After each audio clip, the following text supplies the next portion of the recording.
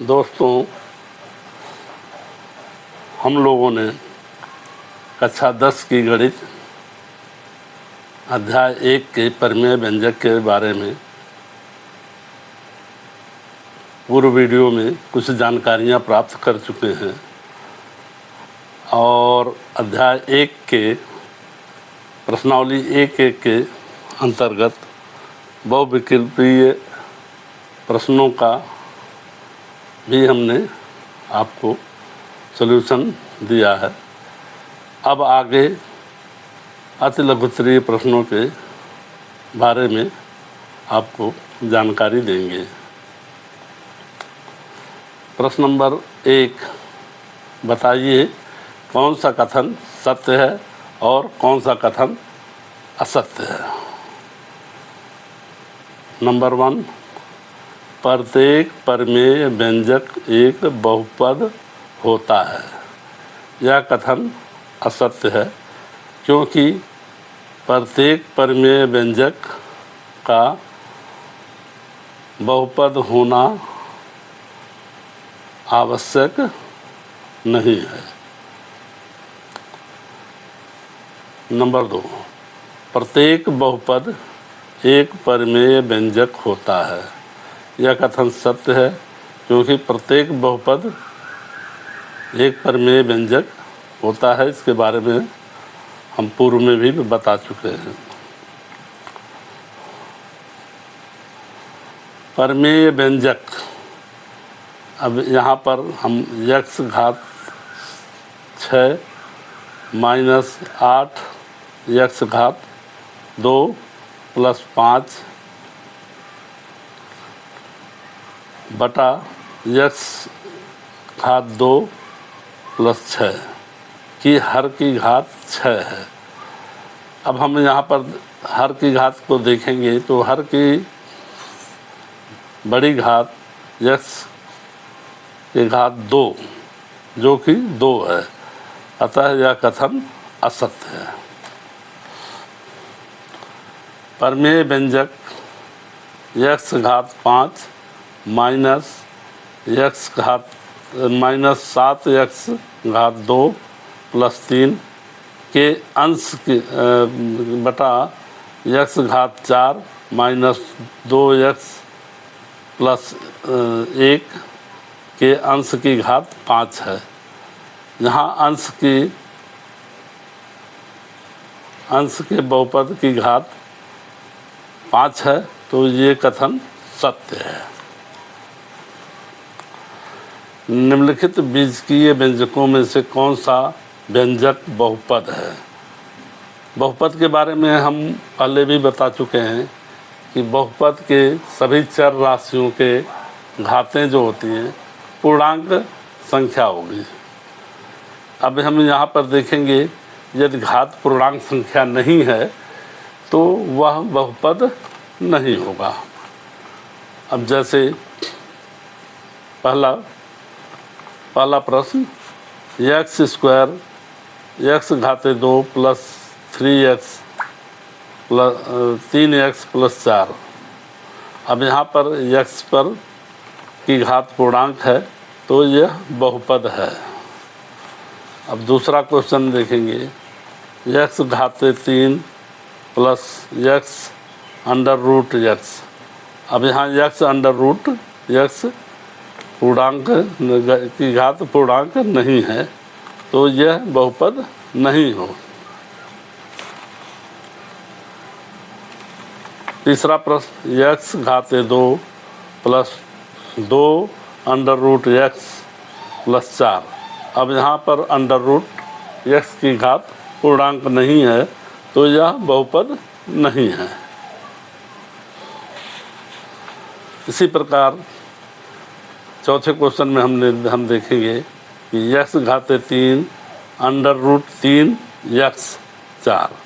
यहाँ x का गुणक अंडर रूट 3 है जबकि x की घात पूर्णांक है और x की घात 3 भी पूर्णांक है, तो यह बहुपद होगा। आप लोग इसको अच्छी तरह समझ गए होंगे कि बहुपद क्या है। अब अगला क्वेश्चन हम देखेंगे, निम्नलिखित व्यंजकों में से कौन सा प्रमेय व्यंजक है। प्रमेय व्यंजक, पहले बता दें प्रमेय व्यंजक क्या है। प्रमेय व्यंजक का अंश और हर दोनों बहुपद होना चाहिए, तभी वो प्रमेय व्यंजक कहलाएगा। अब हम पहले क्वेश्चन में देखते हैं, x² - 1 अपान 2 √x + 4। अब यहाँ अंश तो बहुपद है, लेकिन इसका हर √x है, तो ये बहुपद, ये पूर्णांक नहीं है, तो ये बहुपद नहीं होगा, इसलिए यह व्यंजक प्रमेय व्यंजक नहीं है। इसी प्रकार हम दूसरे क्वेश्चन में देखेंगे, x⁻³ - x⁻² बटा 2x + 3। जहाँ पर अंश की घातें पूर्णांक हैं और हर में भी x की घात पूर्णांक है, तो ये प्रमेय व्यंजक है। अब हम अगला क्वेश्चन देखते हैं, थर्ड, x⁻³ - 3x⁻² + 2 बटे x⁻² + 1। यहाँ पर अंश की सभी घात पूर्णांक हैं और हर की भी x की घात पूर्णांक है, तो ये प्रमेय व्यंजक है। चौथा क्वेश्चन इसी प्रकार हम देखते हैं, √3x⁻²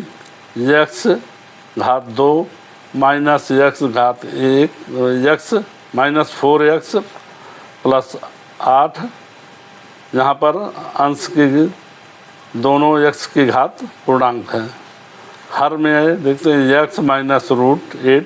अब यहाँ पर भी x की घात पूर्णांक है, तो ये दोनों अंश हर दोनों बहुपद है, तो ये प्रमेय व्यंजक है।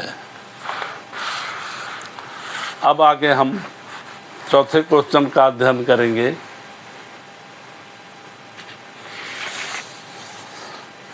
तो यहाँ पर एक प्रमेय व्यंजक दिया हुआ है, f(x) बराबर x² - 4x + 3 अपान x + 1। ये हमारा एक प्रमेय व्यंजक है। अब प्रमेय व्यंजक में f(x) बराबर f(x) की जगह f(6) की वैल्यू हमें निकालनी है, यानी x बराबर 6। यहाँ पर x² की जगह 6² - 4 इंटू x की जगह 6 हो जाएगा + 3, और ये अंश हो गया। हर में x की जगह 6 + 1। अब 6² को हम गुणा करेंगे, तो 6 × 6 बराबर 36 हो जाएगा, -4 × 6 बराबर 24 हो गया, -24 + 3 अपान 6 + 1 बराबर 7। अब 36 - 24 बराबर 12 + 3 बराबर 12, और 3 कितना हुआ 15, 15/7। ये इसका आंसर हो गया। नंबर 5, एक प्रमेय व्यंजक लिखिए जिसका अंश एक पदीय और हर द्विपदीय हो। आप लोग इसके पहले भी देख चुके हैं कि जो भी प्रमेय व्यंजक होता है, जो भी बहुपद होता है, वो बहुपद एक पदीय हो सकता है, द्विपदीय, त्रिपदीय और शून्य पदीय भी होता है।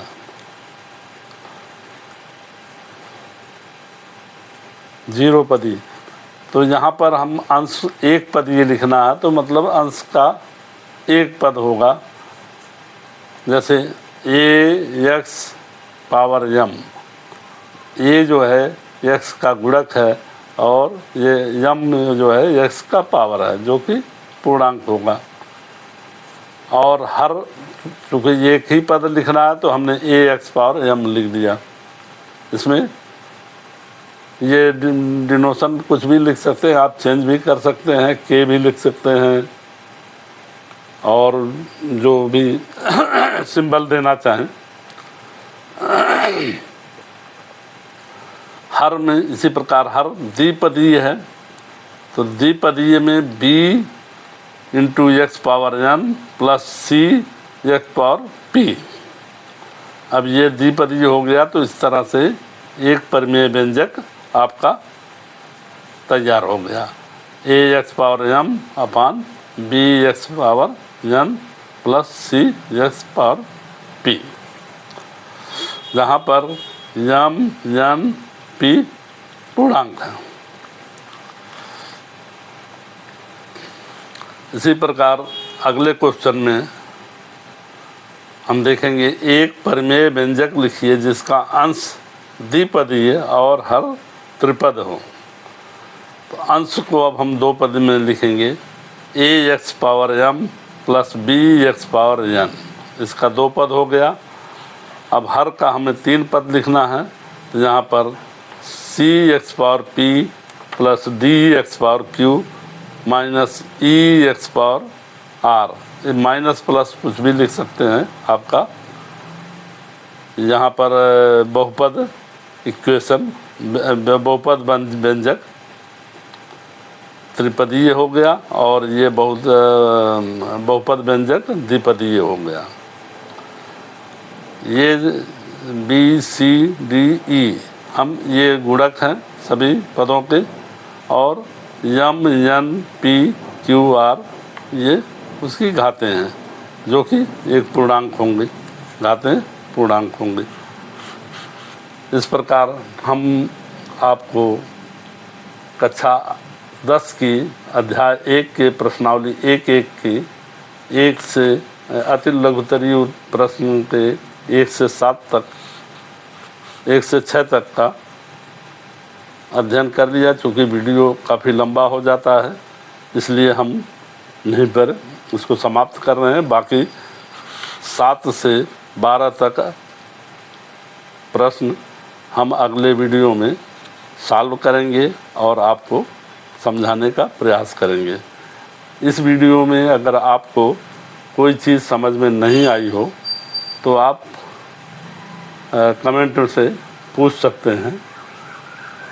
साथ ही साथ आप लोगों से अनुरोध है कि इस वीडियो को लाइक करें, सब्सक्राइब करें और कमेंट करें। धन्यवाद।